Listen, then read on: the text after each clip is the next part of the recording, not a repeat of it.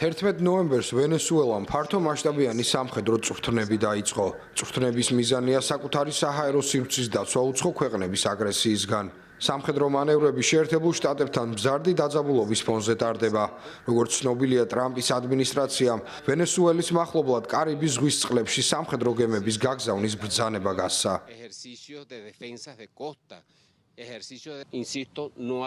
დარწმუნებით შემიძლია ვთქვა, რომ პაუზა არ ყოფილა და არც იქნება.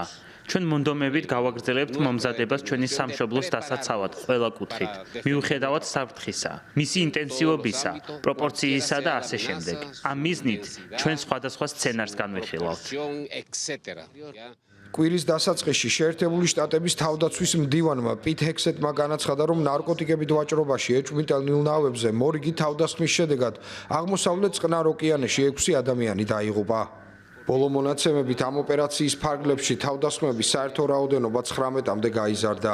75 ადამიანი დაიღუპა მას შემდეგ, რაც ტრამპის ადმინისტრაციამ სამხრეთ ამერიკის წყლებში, მათ შორის წყნარ ოკეანეში ნარკოტიკებთან ბრძოლის ოპერაცია დაიწყო. სხვადასხვა სექტორი მიიჩნევს, რომ ეს ოპერაცია ვენესუელის პრეზიდენტის წინააღმდეგ ერთგვარი ზეწოლაა. სამხედრო წვრთნებში, რომლებიც კარაკასსა და მთელი ქვეყნის მასშტაბით მიმდინარეობს, მონაწილეობას მიიღებს ნიკოლა მადუროს მთავრობასთან დაკავშირებული შეიარაღებული ძალები. პოლიციისა და საზოგადო მოღვაწეების დაახლოებით 200,000 წევრი.